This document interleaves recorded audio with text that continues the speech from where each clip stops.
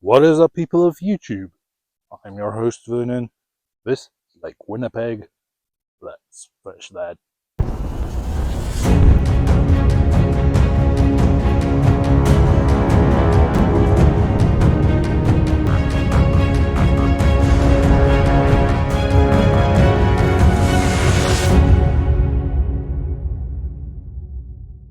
Alright, ladies and gents, seeing as how we still have some ice around, I thought I want to give Lake Winnipeg another try.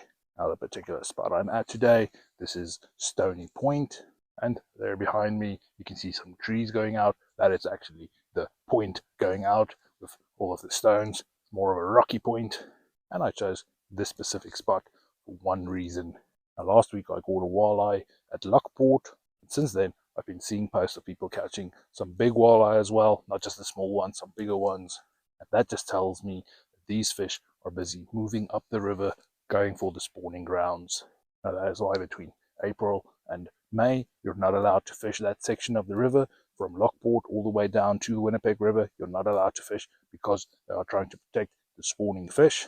And it's not like the switch is being flipped and they start spawning. These fish are staging, and I think they are moving slowly towards the river, going up the river, and that is why I picked this particular spot.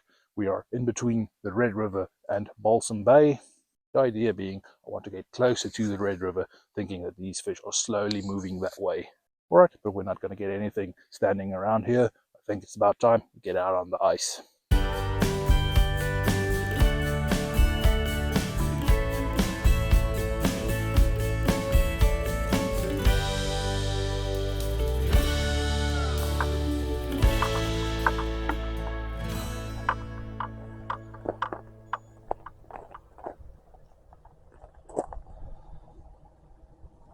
Alright, ladies and gents, it is supposed to be a cloudy day out there with 20% chance of snow.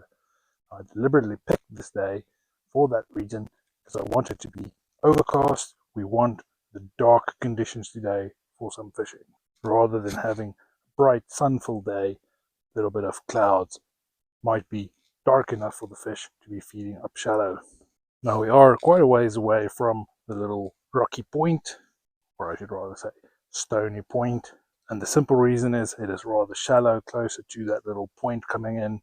You have a deep bay on both sides, but it is a bit shallow, and we want to be in a 3-meter mark. That is why we moved out quite a way. Now, when I chose this particular spot, there was quite a lot of people around me, but by the time we got our little setup all together, most of the people actually moved on. Quite a large amount moved further south, and some of them moved deeper into the lake. Now, that is rather concerning if everyone's moving, but I cannot move. It takes me an hour and a half to get holes that I can fish in. Definitely need to invest in a better auger to get through this thick ice. But we have 2 little holes and a little ice shelter set up so we can do some fishing. Now, one more thing I would like to point out about this particular spot. Right here in front of me on the ground, there is a big crack in the ice. Now, I am deliberately looking for a crack like this. This is a big crack running for kilometers. In every direction, I can see this crack moving along. Specifically looking for this type of crack when I'm trying to find a spot that I want to fish in, for one simple reason. This type of crack forms when there's a pressure difference in the water beneath the ice. And that normally happens when the one side is shallower, there's a deeper drop-off, and deeper water on this side. And it's that pressure difference that actually makes these cracks form in the ice. So whenever you see a crack like this, you know you're heading into deeper water, and that is why I was looking for this crack to start putting holes, to start fishing. Alright, ladies and gents, I've not actually seen any fish on my little fish finder go past in something like 20 minutes.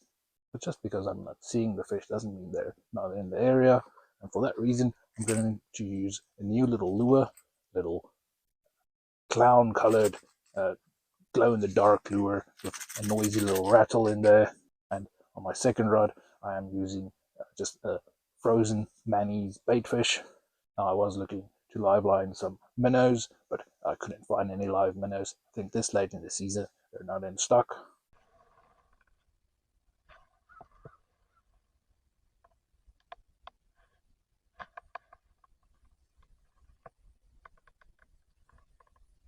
hours later.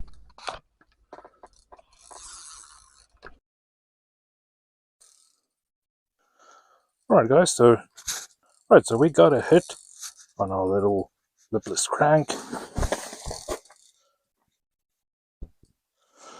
Not yet seen the fish, no idea what it is. I don't know whether we need to be worried about being a toothy critter.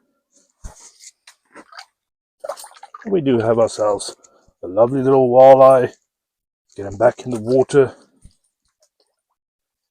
Keep him oxygenated.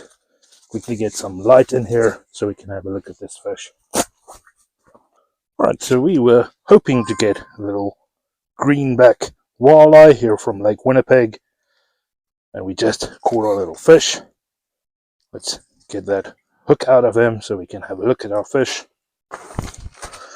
Now, even though it is nice and warm inside our shelter, we don't want this fish to have his eyes or gills freeze, so it's important to keep him in the water. It's probably a her, not a him. Let's have a look at our fish.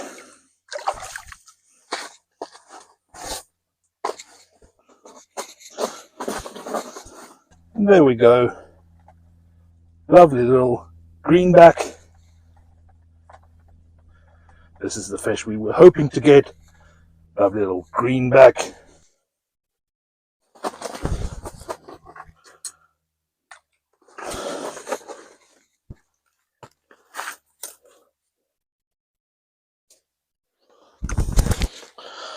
Alright, so this is a 25-inch. That's 65 centimeters. So not my biggest, but definitely a fish worth the wait here at Lake Winnipeg. Now this is only my 4th time out here on Lake Winnipeg to try and get one. And we got lucky, finally got one. Alright, but I think we gave this little fish enough stress for one day. Lovely little 25-inch walleye. Get him down the hole. Let's look at the belly on this fish as well. This is a 3.7 kilogram. That is a 8.12 pound walleye. Lovely fish, but let's send him back down.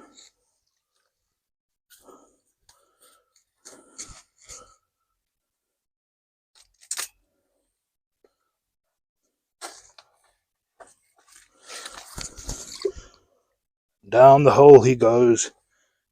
Good quick kick, and he's off. Now, a few things I would like to explain. You're not seeing all of the time that I spend keeping that fish in the water. We don't want to be keeping these fish out of the water for too long. They need to breathe, they need oxygen, and that they get in the water. Now, another little thing that I want to point out, when I take the weight of these fish, the weight that I'm giving you is the weight subtracted from our little gripper. What I do is I put our gripper on there, and then I just press this button, and that automatically takes away the weight of our little lip gripper, and then I grip it onto the fish. So that way when we weigh the fish, we're only getting the weight off the fish and not necessarily the gripper as well. Alright guys, whenever I make these videos, I actually try to stay as calm as possible, because when you're not calm, it's quite easy to mess things up, and that might actually translate as not being excited. And I just want to point out that I am ecstatic about catching that fish.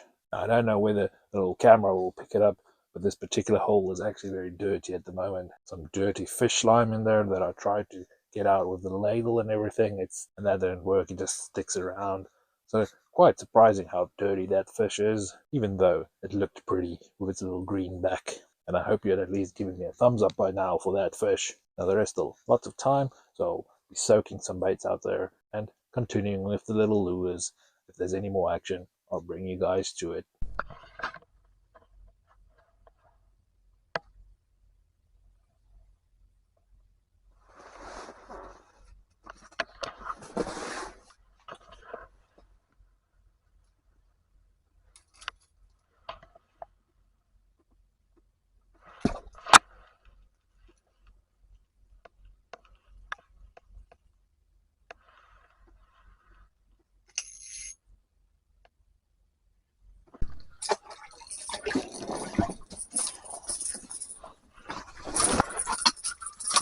Got ourselves another little walleye, just a smaller one. Just keeping him in the water. So I want to have a look at this fish. He has some parasites on him. You can see all of the little growths and stuff on him. That's probably from people touching him. That is why they have that slimy coating. Our skin is a lot dirtier than they are, and by touching them they sometimes get those growths. Alright, but another little walleye landed. Also has the greenback, but not as big. Let's get this guy back down the hole. Sliding him head first, and off he goes. So far I've managed to lose 3 fish, but we at least caught 2. Set this one down, instantly got hit.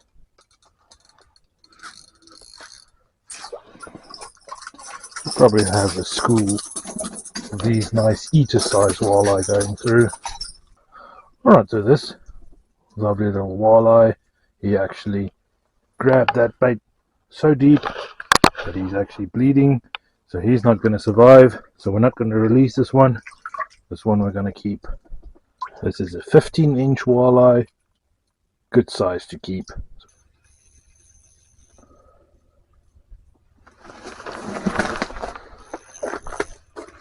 Let's see if this fish is willing to come to the hole.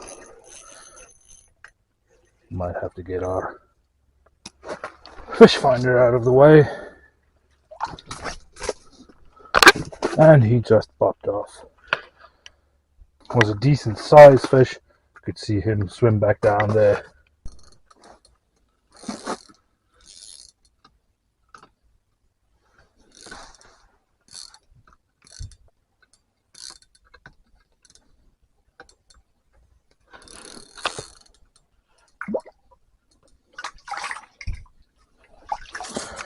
Totally unexpected. A little burbot went for our lure as well. Having had a very quiet morning, the afternoon session is quickly turning to a good fishing session. This is my second burbot ever, and I think this one is bigger than my first one. Just want to measure this one because I think this is new PB. Of course, it's going to be very difficult to get the actual length of this one because he loves curling up. But that's a 22-inch burbot.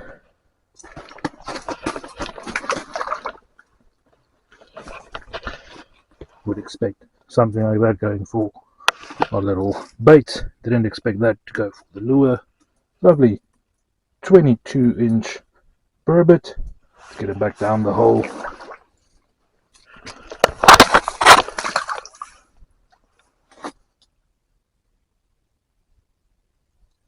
Struggling to turn around, and he's turned around and down he goes.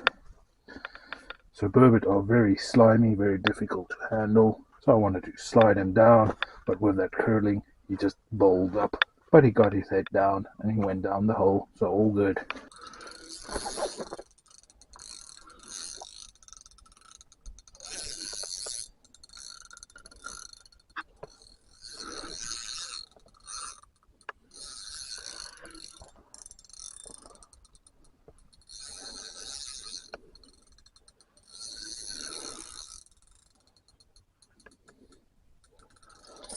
There we go, another walleye.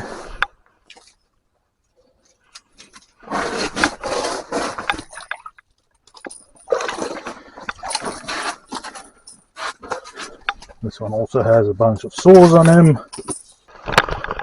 Another decent big walleye landed.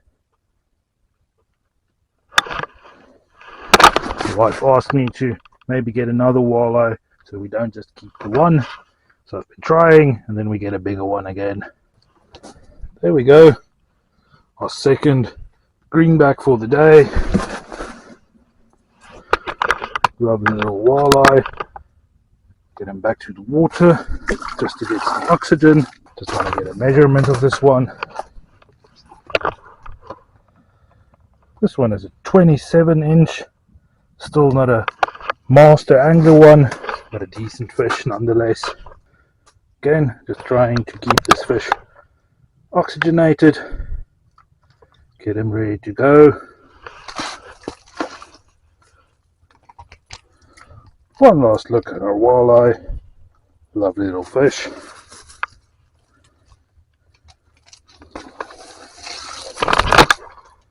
Getting him back down the hole. Down he goes. Alright, ladies and gents, today went from 0 to 60 and from 60 to 100 very quickly. Got my first burbot through the ice, and it also happens to be my new personal best. Alongside that, got a couple of walleye out there, 2 of which being overslot. They have to be returned. I am keeping the one that swallowed the hook too badly. I was hoping to get another one, but unfortunately, after deciding to keep that one, didn't get any more. Now do remember, your possession limit for walleye and sauger is 4 per licensed angler, but all in all, a pretty epic day out there. Now I do, however, just want to put a little caution out there. At the beginning of this video, I said I wanted to give Lake Winnipeg another try, and I picked those words specifically. My goal, of course, was to get on some greenback walleye, but I didn't want to say that, and the reason I did that and picked those words specifically, because I want you guys to understand that it's not just about catching the fish or obtaining your goal. It's important to have goals. You should not get so focused and consumed by chasing your goals that you actually miss out on everything else. Different way to say it, it's not about the destination, but the journey. Yes, we all want to catch some nice fish out there, but it is important that you enjoy your ride getting there and enjoy the time out and learn from that and learn how to find the fish.